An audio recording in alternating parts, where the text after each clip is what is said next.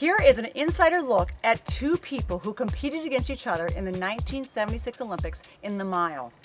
Bobby Hackett and Brian Goodell share their own story of what it was like to win and get second. My name is Katrina Radke. Enjoy this interview.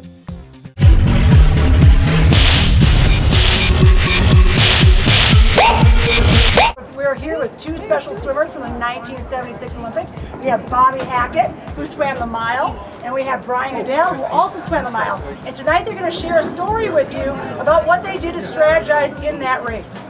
Okay, take it away, guys. Well, did we talk about this? We didn't really talk about this. Anyway, so Bobby had this strategy. So, well, actually, the background is I was always going out fast, and in the Olympic trials, I went out fast enough to set world record in the 800-meter freestyle. Oh wow! So the idea is that somehow we were going to break or somebody was going to break 15 minutes in the 1500 meters, and I was going to be the rabbit, and it was between Brian Goodell and Steve Holland, and that they would break 15 minutes and I would die. That's basically what I remember. That's pretty much what always happened. Boom. No, kidding. So a change of strategy was I decided not to go out fast. And did he know this? He didn't know this. No, I didn't know. Our coach knew, Don Gambrel, but he couldn't tell him.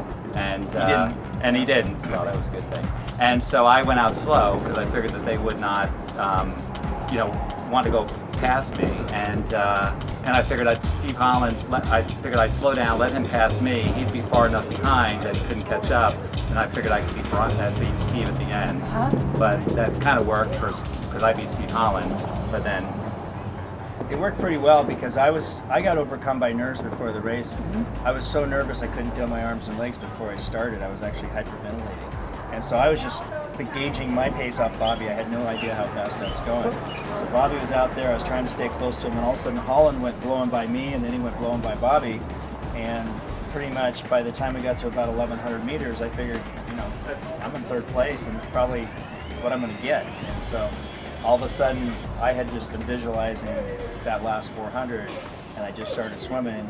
And what was your split in that last 400? Because it was pretty fast. It's like 356, 9.3 or something like that. I think. or 9.2. 9.2. Yeah. What was your split, Bobby? 358.6. Oh, you guys are hauling. Yeah. So we were moving pretty good. We were moving fast. And what were your final mile times in 1976?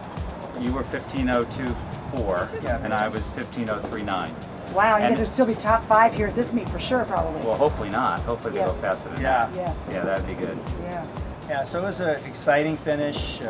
Bobby and I blew by Holland on the last lap, and It was great. it was a great finish. A very exciting 1-2 American finish. Yeah, It was great, and And we we still celebrated today. Yeah, we wanted to win.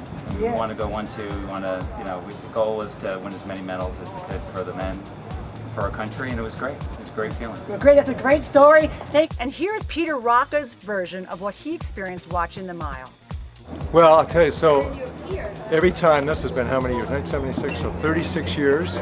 36 years that it's been since then. And I will tell that story of the 1500 because it was the last event of the meet and the entire team is up there. And as John Neighbor said earlier, we had the goal of winning as many medals as we could. And we had, I think there was maybe 3 races that we didn't win a medal, all 3 medals. Entire meet for the men.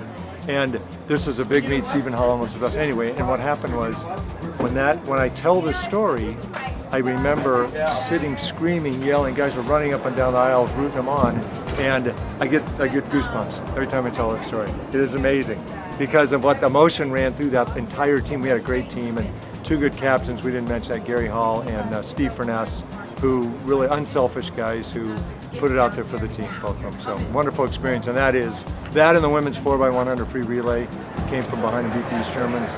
2 of the greatest moments in my sports career. So, Yes, thank you, Peter.